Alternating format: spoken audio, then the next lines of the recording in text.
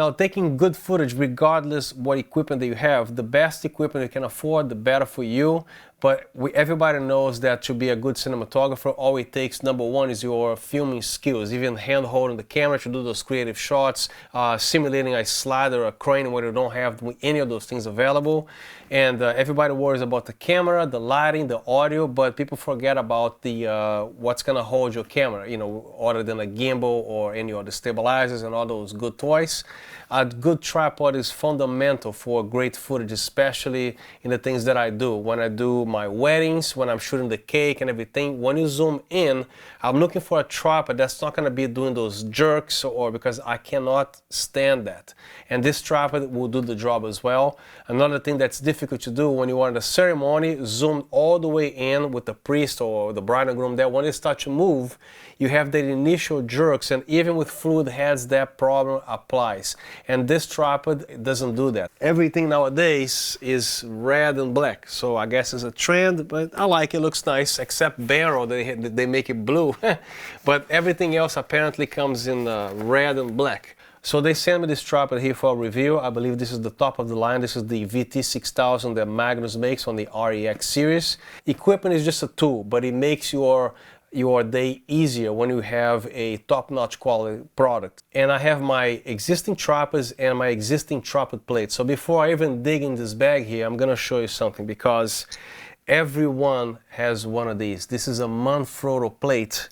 And this tripod here, guess what? It comes with a Manfrotto designed plate, which means I don't have to change the plate in the middle of a shoot, or just because I'm using this tripod, because if I have to do this, this is not happening. And this tripod is already a winner for supporting Manfrotto plates. As you can see, everybody's following the same thing. This device here also supports a Manfrotto. This particular plate here accommodates everything that you need. It comes with a 3/8, a 1/4 inch, and also a spring-loaded spacer, or whatever that thing is. For some camcorders, they have the little hole. And this is also removable. All you gotta do is stick a screwdriver in here, and the spring and the thing comes out. You make sure you put it on a safe place with a Ziploc bag, and put it back on the original tripod case so you don't lose it. This also features, if you have a camera that's like front or back heavy, you can actually move and install anywhere you want, so the plate will do better with the center of gravity on a tripod. Those little touches that make a tripod nice. And also you can remove everything that you don't need, including the 3/8. Easily comes off like any other nice plate. So this plate here, if you don't need this, for example, if I wanna put my 1DX Mark II here, I don't need this. It's gonna actually damage the bottom of my camera. So this can easily come off. So all the Manfrotto plates that I have, I remove also the, that's my particular taste, but I remove this. So when you buy this tripod, if you don't need this thing here, you can certainly remove it, okay? And as you can see, most manufacturers, they also support Manfrotto plates, because they know if it is not a Manfrotto, people are gonna be not really buying the thing, because at least in my situation, I am not changing the plate on a tripod that does not conform with my other existing tripods. I usually I have my Manfrotto tripods, and this tripod here is just one more awesome tripod that I can use and trust for its great stability for my shoots, the very precise moves that it does. So everything that I previously have, everything is Manfrotto. This is the Nitrotech head with the Manfrotto tripod, and on a shoot all I have to do is take this camera out of here and put it over here, and vice versa, so it's beautiful. So when you open this bag for the first time, you're gonna find the tripod and the head itself, of course, wrapped in the plastic. Everything has a plastic, and also the handle comes in this pocket here with the bubble wrap. Everything comes isolated, so nothing scratches anything. So the only assembly required when you open this bag for the first time is the handle that comes here. All you gotta do is attach here, and as you can see, this whole thing is designed for you to put the tripod back here already assembled without disassembling anything. If you want to put the handle here, it's up to you. If you don't want to do that, you just put the tripod back here, and that's that. It also comes with this little buckles here, whatever, these belts. To me, that's a little bit too much safety, because this tripod is not going anywhere, even if you throw this out of a building. But it comes with everything for extra safety. The little clip belts here, and they even include this little spring thing here that you can actually wrap around the legs here to ensure that it's not going to be open. I don't know how that's going to be open with the bag closed, but still, somehow they include this thing. So they think of everything here. So to assemble the tripod, you just do this, done. Should I start with the leg or the head? I guess I'm starting with the head because this is the most important thing on the tripod, and also the primary reason why I asked them to send me this particular model here, and also because every other video head that I have, and also due to the size and weight of my cameras, I require a head like this, and also precision in shooting, especially shooting diagonally at full zoom. This head is going to give me what I want. So if you are on a budget or looking for a cheaper alternative in buying the same exact quality tripod, they also make 3 models. They make the 4000, 5000 and the 6000. The 4000, it comes with their proprietary plate. So whatever plate that they have, this is what you have to adapt with your camera. Now the 5000 series, you're also going to find the same exact Manfrotto style plate that they include in the 6000. On a pan and tilt, you cannot control the amount of drag on a pan, but you can actually control the tilt.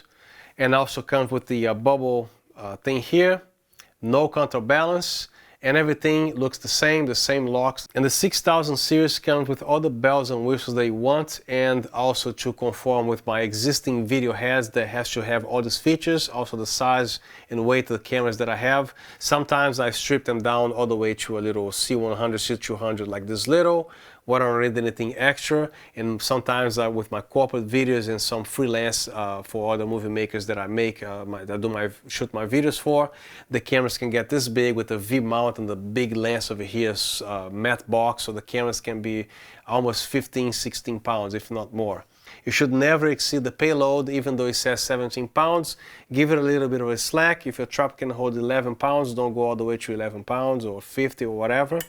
It's always a good idea to give it a little slack. The same way a car RPM, you can see from 0 to 9, and you see the 6.5 start to go red. Sure, you can go all the way there, but you're gonna break your engine. So never stress the tripod. So everything's about common sense, okay? How to use the thing. So everything I own, I never break anything. It's impossible. First of all, I have common sense, and second, I read the manual. Even if I buy a blender, I read the manual. Maybe you can spin the juice in reverse. You don't know.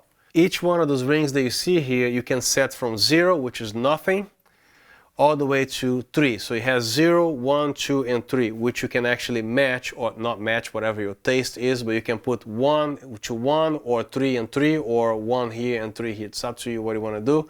But matching the numbers would make more sense, because when you do complicated things like diagonally, because panning this way or tilting that way, it's easy. The tricky thing with the tripod is when you are fully zoomed in and do a diagonal move.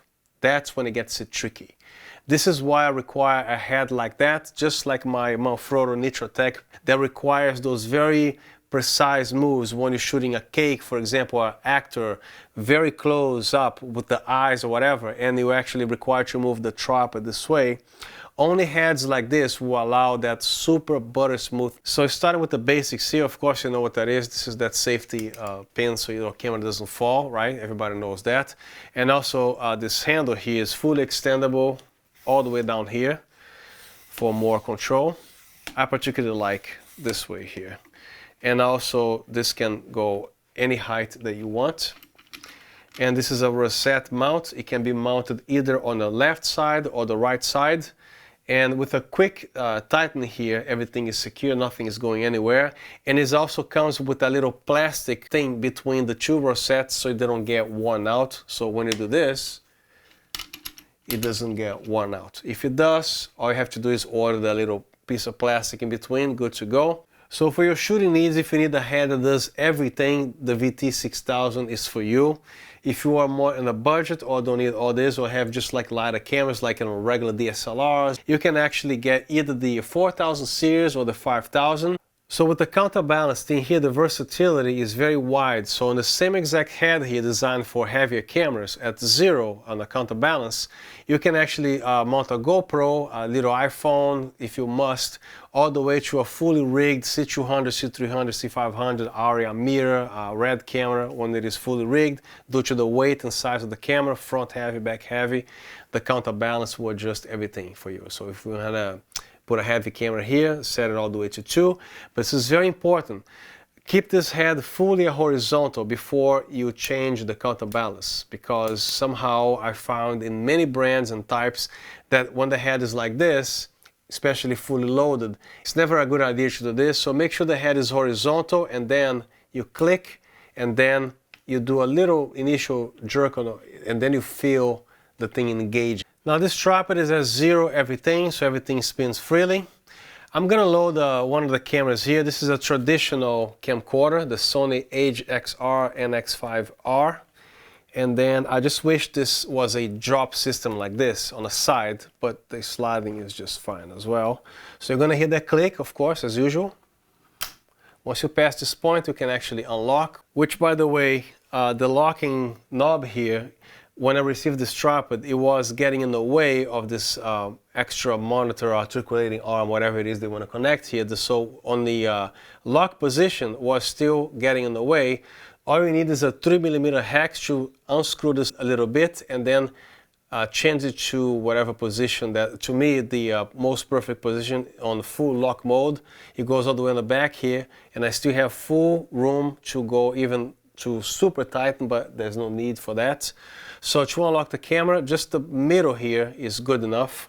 The camera, as you can see, it unlocks and it slides very easily. You don't need to unlock all the way down. And the way that I did here, when you unlock the camera, if you have a DSLR, you don't want this to be needed to go all the way up to scratch the bottom of your camera. So on the unlock position, which is somewhere here, you easily slide this back and forth until you hear the click, as usual, and then you lock it down this way, and I still have room to even tighten even tighter, but there's no need for that. So keep in mind, if you receive your tripod, if you try to use this little 1/4-inch hole here, don't worry, if it gets in the way, you can easily change its position here. So right now the tripod has no drag, everything is at 0, counterbalance at 0, pan and tilt at 0. The tilt is locked, otherwise the camera is going to smash all the way down there. You don't want that to happen. So right now the camera can freely spin like this, which is actually very good for those crazy whip pans like this. So if you want to do something like this, make sure you're not engaged either number 1, 2, and 3, because these things are designed for like an easier pan and tilt, for that precision thing, okay, especially at number 3. So if you do this, you can, but you're gonna prematurely wear the pan and tilt, and then you have to send it back to Magnus to repair, something that there's no need to even happen. So it's all about common sense, okay? If you want to do some crazy things like this, the whip, super fast whipping pan and tilt or whatever, make sure everything's at 0 and you're holding the camera like this. So a demonstration here with the counterbalance feature. Of course, if you let the handle go, the camera's gonna smash. Something's gonna break, either the camera, the lens, or the mic's gonna fall. Make sure you don't let this handle go unless you have this engaged, or at least the tension on the tilt. So first I'm gonna demonstrate what the counterbalance option does. Right now everything is at 0, right? So before you change the numbers here, try to avoid to do this with the camera on this position or that position. Any brand that I have, Manfrotto, Benro, Magnus, they seem to like to be on a horizontal position before you change. So put it on horizontal, and then you change, number 1, and then do the initial jerk thing, and then you feel it connecting, you're engaging, right? And then number 2, do that little, there you go, then it connects. And now you can see how much counterbalance that is. It doesn't go past this point here. Number 1, go back to horizontal, change it, and then you can see the camera goes a little lower, right? Back to number 2. That's it. Number 1 and 0. Again, the camera is going to smash down if you don't have anything engaged, such as the tilt. You can, however, leave this at 0 as long as you put some tilt action here, and then the camera is just going to fall very slowly and it is going to stop, which, by the way, the tilt is from 50 degrees that way and also 70 degrees this way. If something gets in the way here, for example, if you forgot the pan lock, if it is in this position, of course it's going to get a little bit in the way. All you gotta do is make sure it's either fully unlocked or locked. So put it all the way here, then it's gonna do the whole 70 degrees. Just keep that in mind. And there is no need to do with force, just a little bit is more than enough. This is what I like about these locks here. They're very nice. They really lock. Now the ring here, you see the 0, 1, 2, 3 on this side, and also there's another one here which you can also see right here. So either if you're looking this way you can see it, or that way. And of course the tilt is only in the back, because why would you know. So right now let's set everything to 1 on the pan. Then you feel, as soon as you do that, you're gonna feel that thing engaging. And then stop the camera, number 2. There you go, you hear that click, that's engaging. So you want to do this once. And finally the number 3, which is super smooth. So of course you should match the 3 with 3, or 1 with 1, and 2 and 2. Or you can have a lighter tilt on number 1 while the pan is on number 3, whatever suits your taste or needs, right? To disengage everything, just stop the camera, go back to 1 or 0, and then goes back to that for your quick whip pans. When you were doing something fluid, go back to whatever setting, 1, 2, and 3, and then do everything except the whip pans. Do not do that. So another reason why I wanted this particular model, the VT6000, for the adjustment either on the pan and tilt, to me this is very important. When I'm doing regular stuff, I can put a number 1 on the pan and tilt and do the regular stuff when I'm shooting wide, you know, no problem. But when I'm shooting a wedding cake or a piece of equipment or a screw or a bar or whatever that requires that precision, you want to do number 3. There you go. And then you can actually film everything very precisely. You can actually do the slightest movement. So as you can see, the tripod doesn't allow the camera to hit the tripod itself. So if in case you get distracted, hopefully not at 0, because the camera is going to smash down with any tripod brand. So as you can see here, the camera stops right here. So which is great. I'm not going to scratch or damage my hood or my expensive lenses or whatever. So it stops right there, which is great. I really like these locking knobs here because let's say they were in a Catholic church with a 45-minute long ceremony, an hour, the priest is like there saying his preaching or whatever. So you can actually very carefully frame your shot, and then if you need to lock it, you just lock it lightly, not too light, but you know, some little bit of force. But you can actually lock everything. Now the only thing that's shaking here is this table, because once this thing is on the ground, especially fully extended like this, nothing will shake at all whatsoever. So when you're ready to move the camera again, assuming you have skills for that, which I do, you can actually unlock it and you're not going to have that initial jerk. Nothing will move as long as your camera is properly balanced to either front or back here. All this takes into consideration. If your camera is front heavy, put it back here. I also trust myself to never forget, if you want to pass the point of the safety here, if you ever tilt your camera this way, your camera is going to be on the ground. If it tilts that way, the camera is going to stop, of course. But if you go past the point here, this is the locking thing, right? I can actually press this and risk myself to go past the point. For this camera here, for example, with the counterbalance at 0, for heads that don't have this counterbalance, the only option is to do this. And this is a long plate, so I can actually have a lot of real estate to move back and forth. Now I'm going to disengage everything to 0 on the tilt as well. So the center of gravity of the camera right now should be around here. So I'm going to lock it down. If we have the counterbalance set here, and the tilt on the proper setting, so you're filming the wedding, and then you have a priest that's going to be staying on that podium there for like at least 25-30 minutes. You can actually follow him until he goes to the podium, and then you lock your shot, right? Let me do it this way. Then you lock everything here and there. So again, you don't even need to look where the thing is. You just will be able to learn and feel where these knobs are.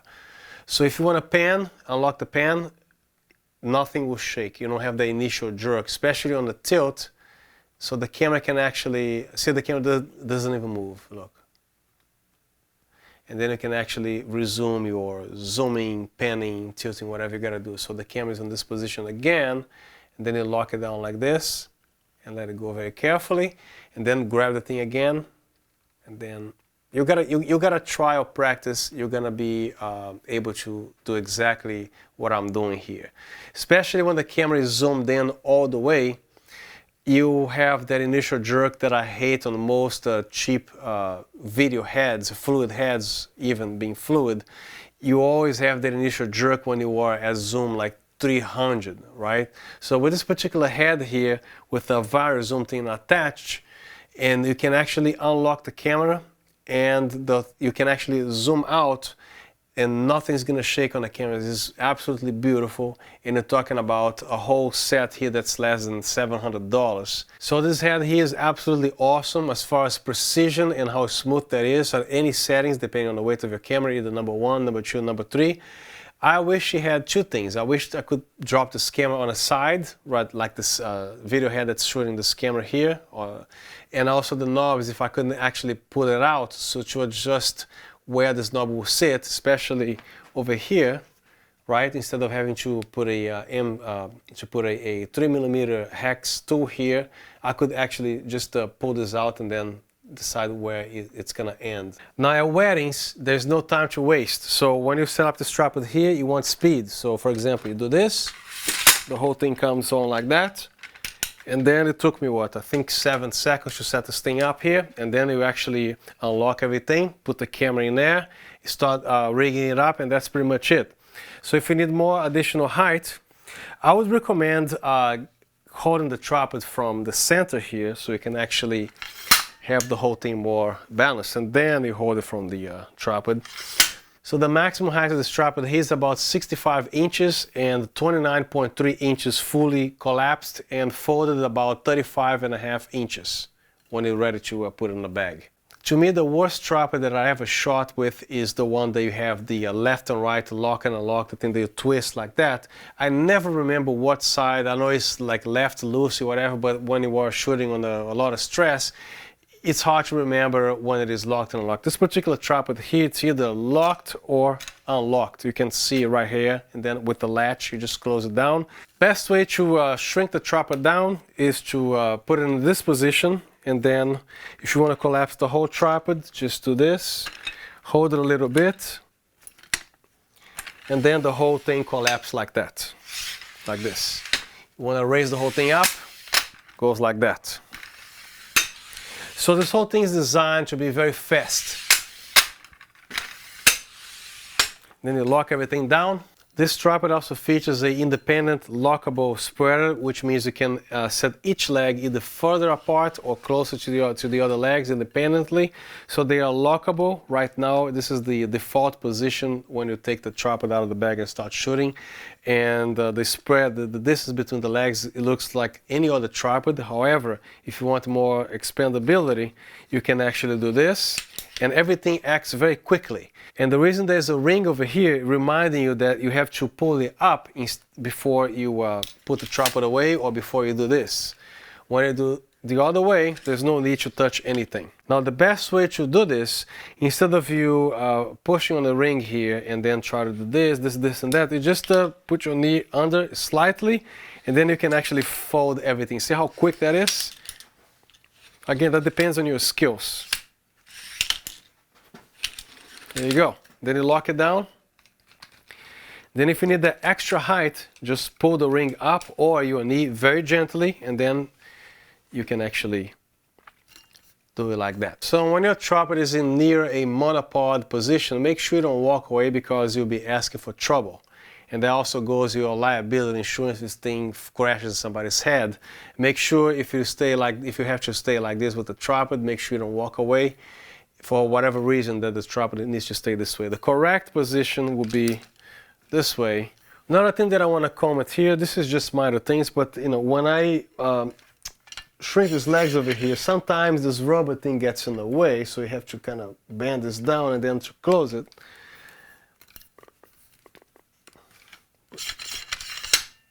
So it gets in the way a little, so you gotta bend it a little bit. So in this position, here's the same exact thing. You can actually unlock the spreader, and it goes like that. And the same exact way, just to lift it up a little bit, and then there you go, boom. how quickly you can do this, but if you have a couple seconds, just take your time instead of the super fast stuff, because as they say, the rush is the enemy of perfection. A lot of wrong things can happen, so if you have time to take your time, one at a time, just do that. Take your time. On the tripod feet here, you can choose either one, the spikes or the rubber feet. The rubber feet, of course, is for even or delicate surfaces. To remove this is very easy. You just hold the tripod firmly and then you just pull the rubber and easily comes out. And here on the bottom you're going to find two spikes. That depends how spread the legs are. The spikes is going to lay correctly on the ground. And then to put the rubber foot back here, you just grab the tripod firmly on the leg again, lift this up on the rubber and it locks in place. And when you have the rubber installed, you can actually adjust this way or that way, up and down. You can also adjust just in case you have something uneven on the floor. You can actually adjust it this way or that way, especially if the tripod is actually fully expanded like this. You can also adjust the legs this way or that way. Now, as far as product longevity and proper care and use of each product that you buy, it doesn't matter if it is a tripod, a camera, a TV, or a blender. Problem is with consumers and manufacturers and sellers is because the consumer, most of them, they don't read the useless thing called the owner's manual. You know those unboxing videos that you see most of the time on YouTube that they open the box and then they start, the first thing you're gonna see in the box is some paperwork and some other useless stuff that they do this with the manual, right? Oh, it's a tripod. Who doesn't know how to use a tripod? Maybe there's a lot of people that have a lot of patience with these customers, because if I was working there, I was probably gonna get fired on the same day, because sure, you can call Magnus, Sony, Panasonic, Manfrotto, especially if you're dealing with an Italian guy on the other side of the line. Non mi va. Basta, finita. Ma guarda sto deficiente. Especially knowing that somebody damaged our product and complaining for not reading the manual. This is what the Italian guy is going to tell you. Bambino, si prega di leggere il manuale di istruzione. And I was just going to hang up the phone after that. Same thing when I try Hong Kong, the Chinese guy. xin ye du yang hu shao si, shao si, shao si. This manual here, for example. There are things here that you probably don't know. If you care to read, this case here, there's nothing to read here. This is a picture of the product, some specifications and some warranty information. This you can read later.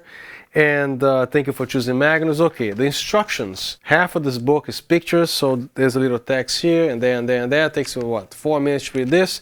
This avoids misunderstanding, misuse of the tripod.